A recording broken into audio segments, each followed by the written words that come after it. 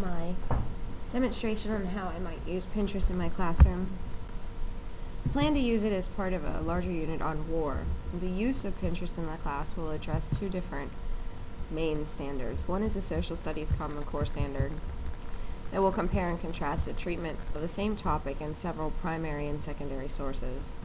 Students will be looking at an overall topic, a war, and will be examining and researching using different types of secondary and primary sources. This also addresses the Pennsylvania standard that evaluates the interpretation of historical events and sources, considering the use of fact versus opinion, multiple perspectives, and cause and effect relationships. Again, through their use of the different sources, they'll be exposed to all these different types of interpretations. The large picture here is that I have my students within the class is broken up into groups of 5. Each group of 5 is assigned a war. The end result is that the group will create a museum to showcase their war. Within the group, the students are responsible for a specific aspect of the war. For example, a student might have new military technology of World War I. We're also looking at World War II, the Korean War, the Vietnam War, and the Persian Gulf War. What I want to do is establish a place that's interactive for students to share information. They'll be utilizing a board that I've created on Pinterest. The student learning objective for the use of Pinterest is that students will be researching and submitting at least 2 online links to showcase information on their assigned war to a Pinterest board established by the teacher. They will be encouraged to use a multitude of informational sources. I'd like them to look at science in World War I or II or Vietnam. Look at the technology and the changes and the effects that the technology changes have had on the war. Bring in poets and writers and examine how they view war and how that's changed over time. Technologically speaking, I've set up the boards and I made a few pins to each board as a starting place. Only students who are invited to pin to the board may do so, but all the students will be able to check the board out. For example, here's a screenshot of my current Pinterest for the class. The students will be able to go into Vietnam War. I will send out an invite to the students who are doing this. So across my classes, there will be about 25 students on the list for who can pin to the Vietnam War board. Any student then who's doing the research on that war can pin. However, they're the only ones who can pin to that board. This will not stop them, though, from looking at the other war boards.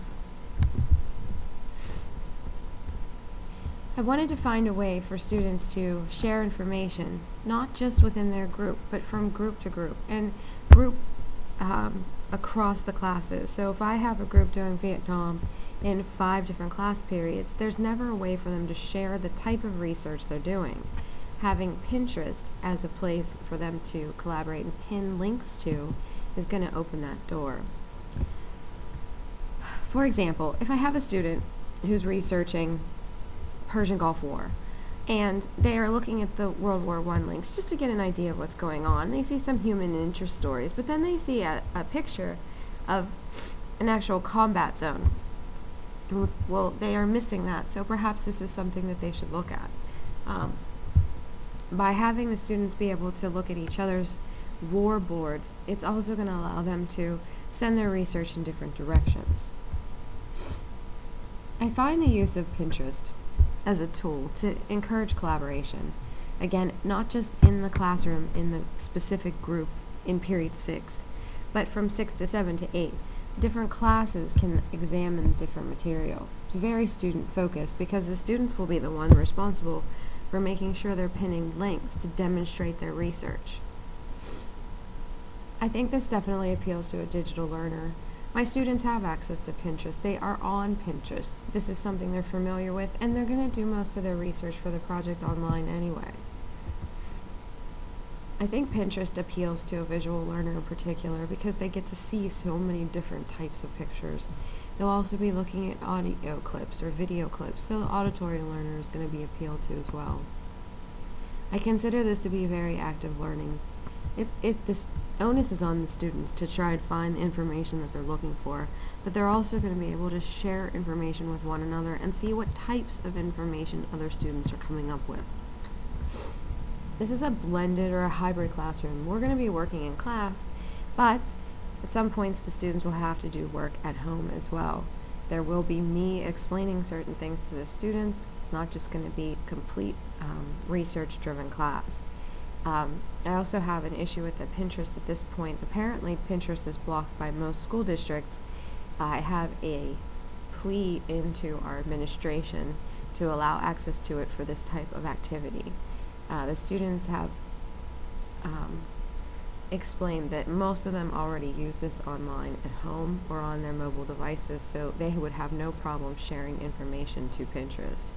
So hopefully we'll be able to resolve this, come to some kind of solution. Here's my references used. I really think that Pinterest offers some unique features that allow a different type of collaboration within my classroom, and not just, like I said, not just in one class, but from class to class, especially on a project like this. Thank you for listening.